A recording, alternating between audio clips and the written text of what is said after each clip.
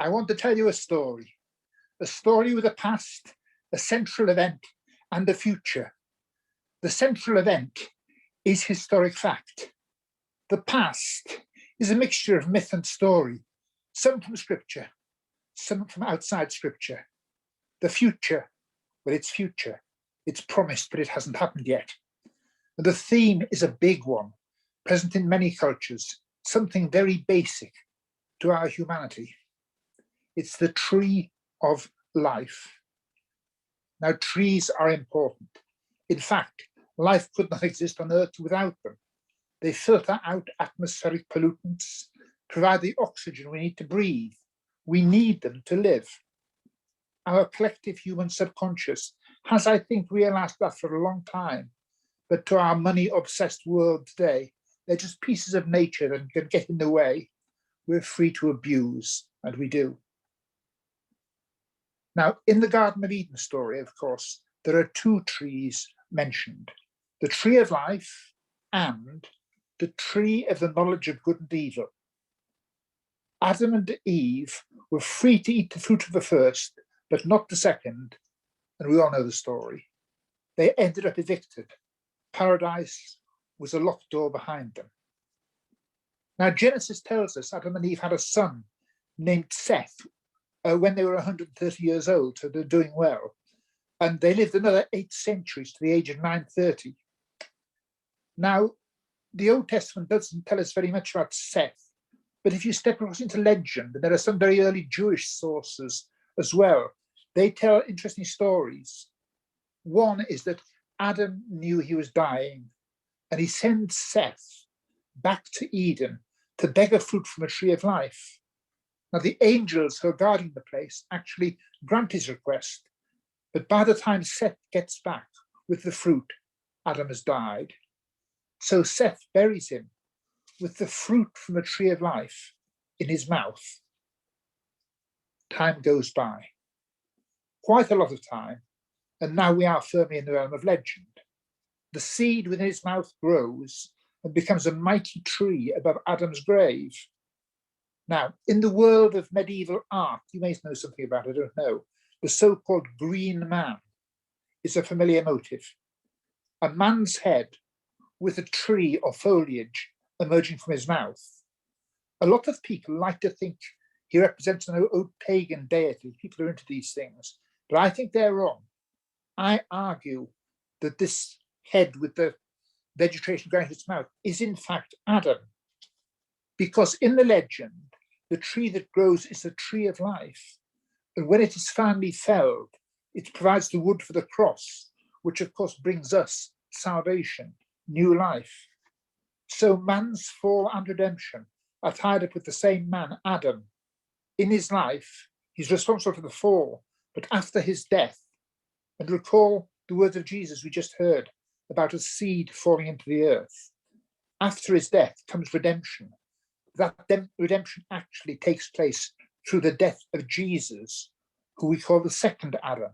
If you know the old hymn, it describes him as who to the fight and to the rescue came. Now, I want to tell you about 2 examples of this take on the tree of life. The first is from an Anglo-Saxon poem, The Dream of the Rood. It's a story that's told from the point of view of the tree itself, and it portrays Christ as a young hero who fearlessly mounts the tree, and the tree itself as a loyal retainer who suffers with him. Here's a stanza from towards the end of the poem, just to give you its general flavour. It's quite a long poem. On me, the child of God suffered a while.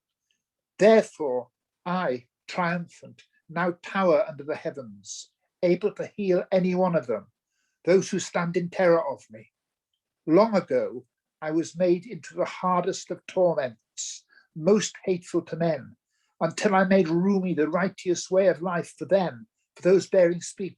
Listen, the Lord of glory honoured me then over all forested trees, the warden of heaven's realm. Now, sections of this poem, which are very ancient, are carved on the Ruthwell cross near Dumfries. This is a cross thought to date from the 700s, from the 8th century. We still have a document dated 640 when the General Assembly of the Church of Scotland orders that this cross is smashed up because it's a papist monument and they disapproved of old papist monuments.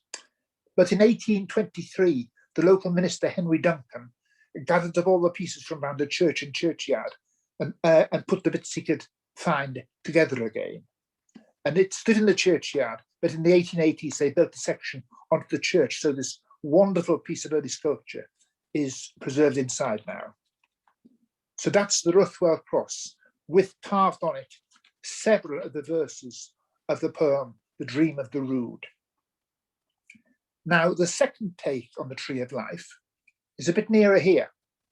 It's a grave slab, probably of the 13th century, in Hexham Abbey. This shows a very elaborate cross sprouting vine leaves. So it certainly is the Tree of Life, leaves and fruit you can see there, all coming from the cross. But at the base, the cross shaft divides, you can see on the right-hand drawing, and each branch comes from a human head. And if you look very closely, the one on the left has long hair, and the one on the right, short hair. And I think they can only be Adam and Eve.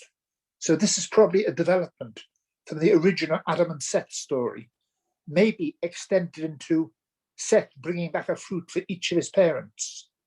And again, the message is the same, it's clear. From the fall springs redemption. The link between the two is the cross. The Tree of Life became the cross, and then the cross becomes, for us all, the Tree of Life. Now there is mystery and mythology here, and a picture that is frankly far too big to get into our own heads. The cross and the tree are inextricably entwined. So the Tree of Life is with us now outside of time. And whilst the concept of the tree is a mythic one, it's based on a historical event that actually took place inside of time. But it was not, however, the end of the story, because the Tree of Life, named as such, appears, as we've already heard, at both ends of the Bible.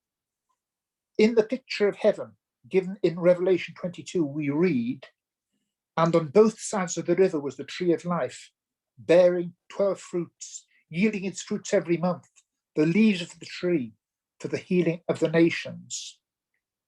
Notice, we're now beyond individual redemption, the rescue of solitary human souls. This is the final reconciliation of all things, human, collective, and cultural. This is the healing of the nations. And the Tree of Life has been there all along, right from the beginning. It's as high as the sky. It spans all time. After Genesis, we hear no more of the tree of the knowledge of good or evil. Even mythology doesn't seem to have a place for that. But the Tree of Life is there in all sorts of traditions and cultures, just as natural trees are essential to our survival on planet Earth. The reality behind the myth of the Tree of Life is God's missionary desire to reconcile all things to himself, not just to save individual human souls, but to heal everything, to fix what is broken. God is love. That's what love does. In our reading from John's Gospel, Jesus says that when he's lifted up, he'll draw all people to himself, not just a few. That lifting up, of course, involves the tree. So what do we learn from all this? One thing, I think, is not to ignore old legends and stories. There are riches there. They do need handling with care, and Christians have believed some pretty strange things at some times, but don't reject myths out of hand. Christian history is littered with abandoned babies in pools of poured out bathwater. Wherever a section of the church reforms or rebuilds itself, there's a danger of throwing stuff out, not because it's bad, but because the previous folk found it to be helpful. We saw that with this edict from the Church of Scotland to smash the Ruthwell Cross in 1620. And people react against the concept of myth, thinking a myth is untrue. It isn't. A myth can be said to be something that has so much truth in it. It's too much truth to be fully contained by the facts. the facts leak, the truth spills out. The second thing is that everything is interconnected, and all of Scripture, from Genesis to Revelation, Old Testament to New, reveals the loving heart of God. The tree of life, also known as the cross, is absolutely at the center of all this, past, present, and future. Reconciliation, healing, atonement, rebuilding what was broken. These are universal. They're not just our private transactions with the deity in whatever little pocket of the church we find ourselves in. The scale is cosmic. And in the dream of the Rood, the tree, remember, suffers along with Christ.